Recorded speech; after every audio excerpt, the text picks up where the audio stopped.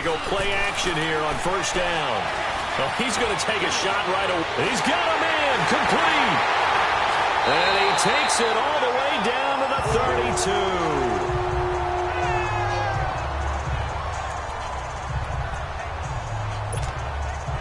32. So from inside Niner territory now, this is 1st and 10 at the 32-yard line. On first down, he'll drop to throw. And right with it here over the middle. And they'll be inside the 25 now at the 24.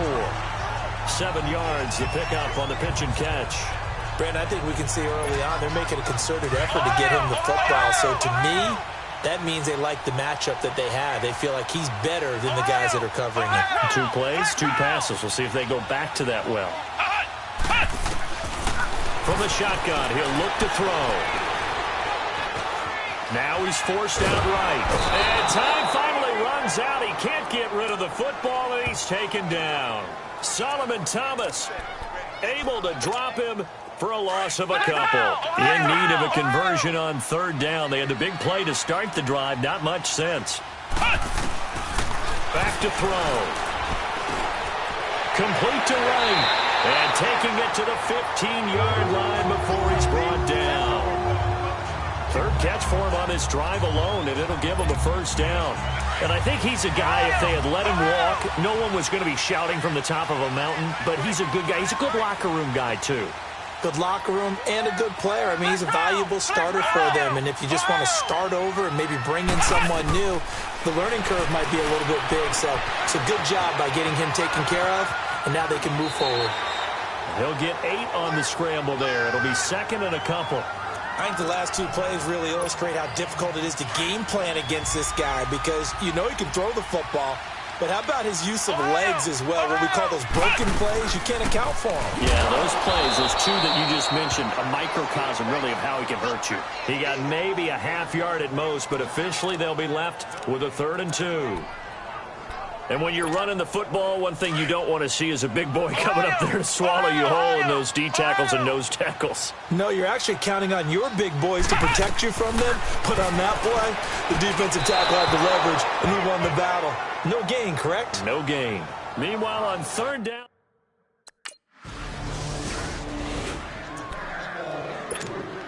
And now out comes Minnesota. And they had compiled a pretty long drive last time. Unfortunately, though, it ended with no points after the missed field goal. And that can hurt the psyche of a team because as they drove downfield, you know you're never supposed to count points in your mind until they go up on the board. But let's face it, we've been there. We've seen teams before. They were counting on those points. They didn't get them. Can they come back now, start over again, and grind it out? Now they'll throw here out of the gun. This is Kraft. And he'll get into the end zone. Touchdown, Minnesota. Stephon Diggs, 25 yards for the touchdown. And the Vikings have taken.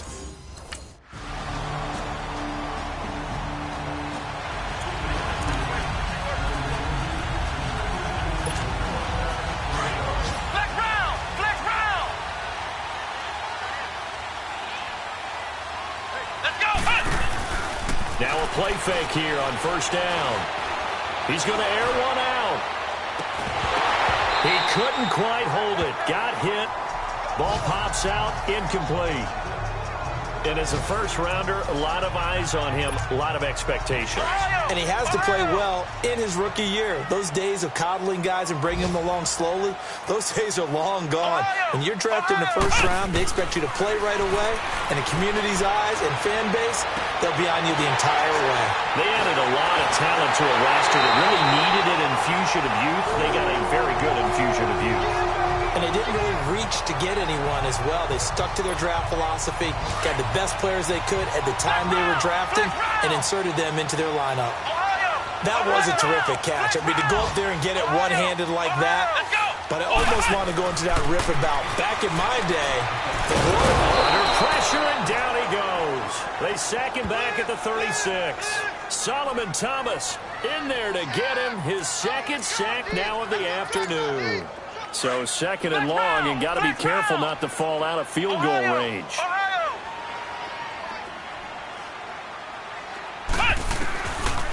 of the gun. They'll look to throw. And this is caught inside the 5. And they do get him down, but he's inside the 5 all the way to the 3. A gain of 32 that time. We just saw him hit a big play there on a deep post. And most of the time, the post isn't available because usually you have defenders in the middle of the field.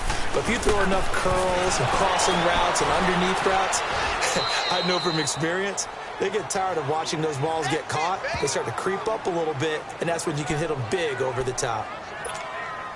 That goes down as a loss against his rushing stats.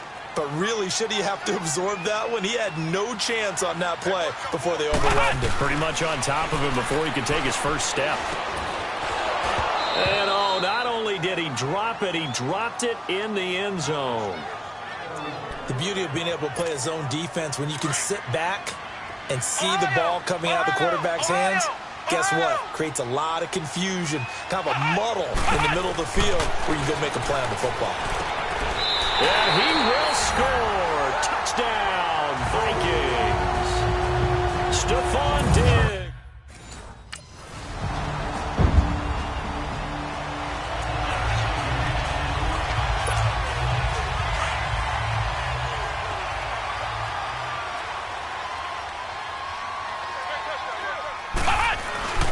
Here's Cook as they begin on the ground. And he'll get this one up to the 26. Credit him with a 1-yard gain there to make it 2nd and 9. The passing game's been working quite well so far, but the running game's been a little bit of a struggle, and that's a surprise to me. Typically, when you can throw it, you've opened up lanes for your runners.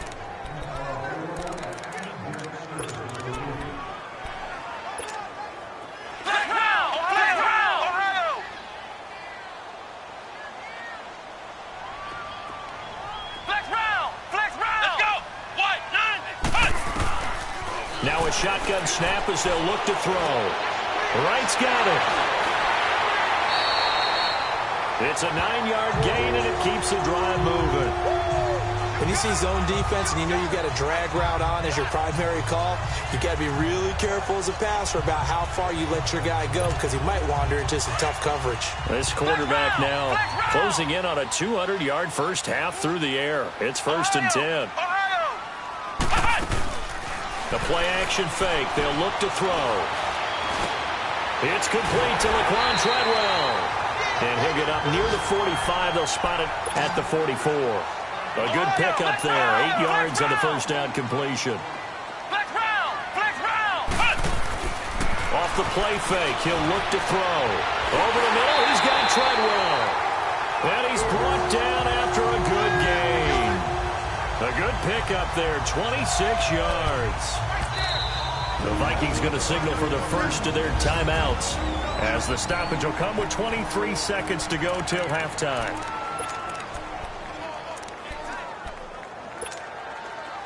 Flex round! Flex round!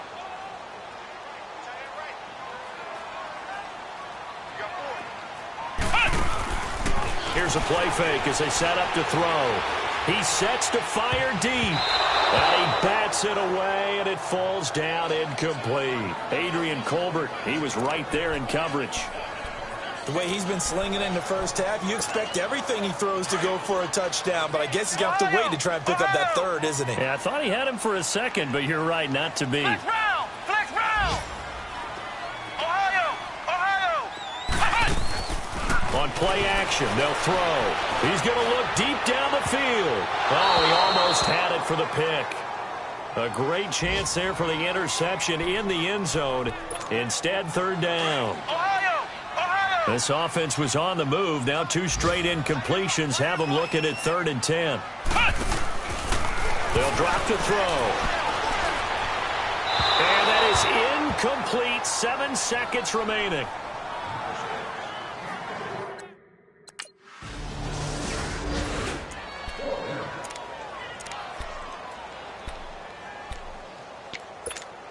Out come the Vikings. They'll have it first on offense as we begin the 3rd. They have the lead. Now they'll be looking for some separation here as we begin the 3rd quarter. I like the way you term that because now I think they go a little bit deeper into their playbook.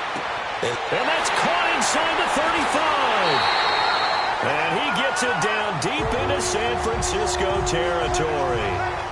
It's a big one there for the Vikings. 57 yards. Well, it's one thing to grab it with one hand, but when you make a catch of that distance, quite another. Yes, sir. I mean, that one right there. We keep talking about the high-flying antics that we're seeing from receivers nowadays. Doesn't matter what spot. And Thielen's got it.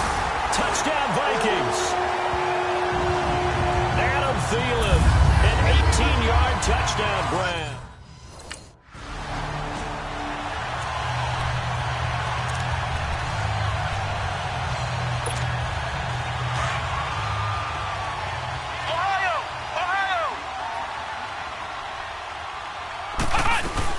They'll run with Cook, and he'll get in. Touchdown, Minnesota. A great play there.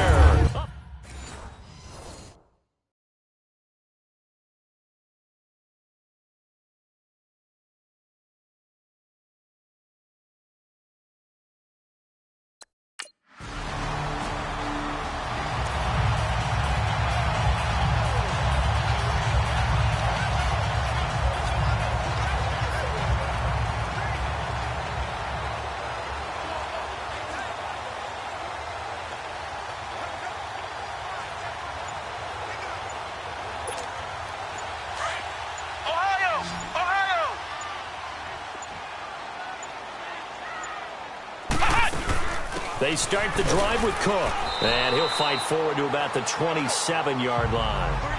2 yards on the carry there. It'll be second down.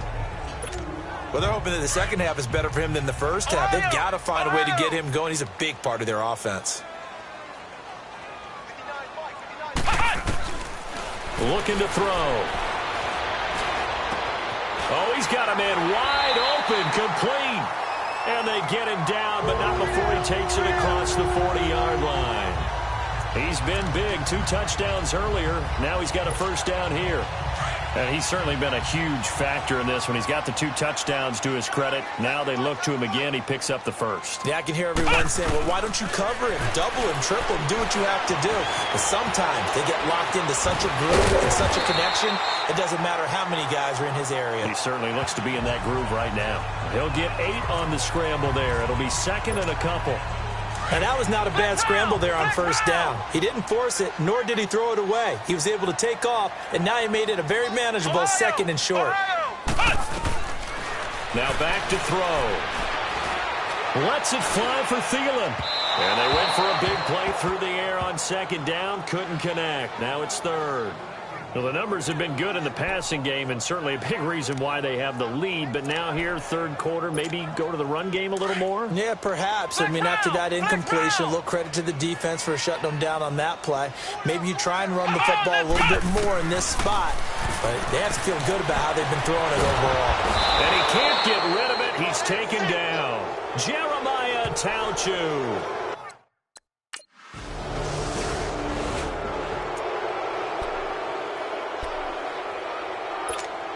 The Vikings offense now heading out to take over. They've got the lead. Last time had to punt it, though. What's the key to this drive?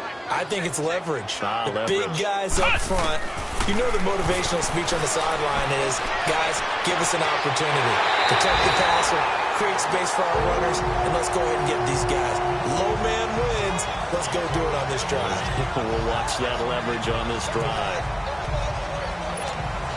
This quarterback now, 5 straight completions here in this second half. 1st and 10. Come on, let's go. Red 38. Red 38. Back to throw now on 1st down. Going right side here, and that's complete. And he'll get it down to the 47 here. A good pickup there. 8 yards on the 1st down completion. Facing a 2nd and 2 after that last catch. Good for 8 yards. Ohio! Ohio! Back to throw here. And that would not to be. It's incomplete. So they couldn't hook up as time is now. And we return, welcoming you back to Minneapolis.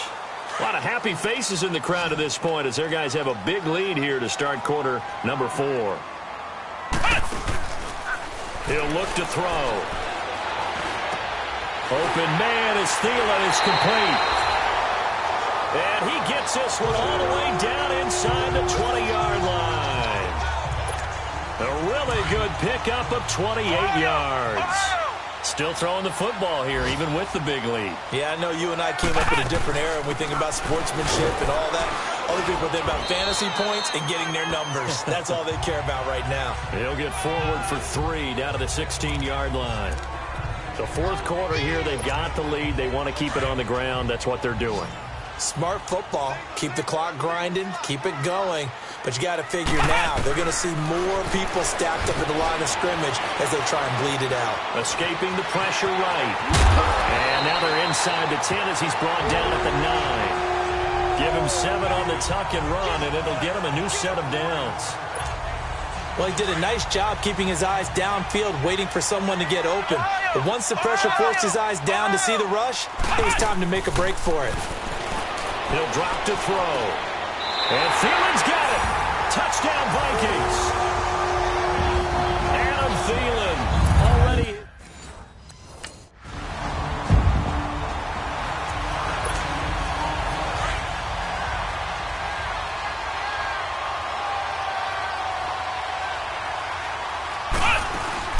First down, here's the run with Cook. Only a couple there as he'll be brought down about the 28.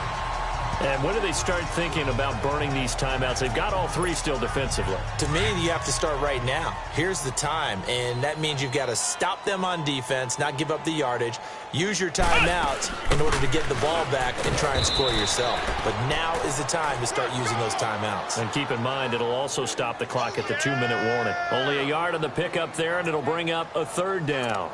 Back-to-back runs, I'd say that encompassed maximum effort for minimal gain. Minimal yardage, and now they're going to need something more than minimal on this play coming up. They'll look to throw here.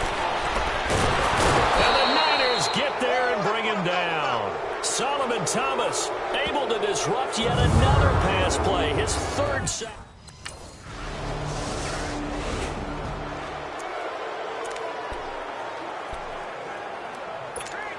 And out now come the Vikings. They have the big lead here late. They protected their home turf well, didn't they? They certainly did, partner. And just think about how good that feels, because every team has a goal when they start the year. This is caught inside the 15. And down he goes, taking it inside the 10 to the 7. A gain of 39 that time. And they just had another big completion there. And I think in days gone by in the NFL, you might have asked, is this a little bit of overkill? Is this rubbing it in? I don't think people feel the same way nowadays. It's the age-old argument. Then you could say on the other side, if you're going to get angry about it, stop it, right? Go ahead and stop me. And I think a lot of the times they just look at it like, let's just play the game. And however it turns out, it turns out. Now from the 9, here's 2nd and goal.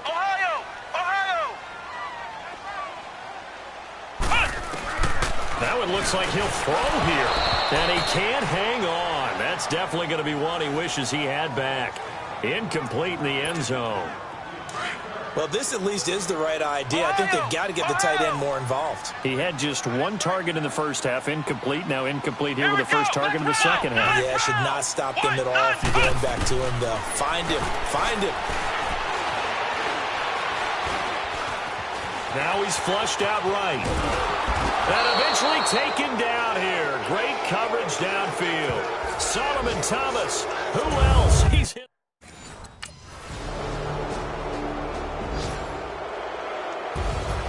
And partner, this first week, this first game that we get to call together, so special every year, week 1. You had the flyover, the big American flag out there before the game, all the hoopla, just having football back, so special. It is an opening day, opening game. There's just nothing like it because you really build to a crescendo. But the best part for us is that crescendo lasts for a while. Opening game here, an entire season. We get into the playoffs, to the Super Bowl. I was really excited. I could barely sleep last night. I can't imagine being a player. So for Minnesota, that'll be a happy locker room as they start this season 1-0. And they will hit the road next week for a date with the Green Bay Packers. Meanwhile, for San Francisco, they go down to defeat here in the opener. And they'll get a home date next week against the Detroit Lions. That'll do it for us. I'm Brandon Gaudin alongside Charles Davis. Thanks to our entire crew as well. We'll talk to you next time. So long, everybody.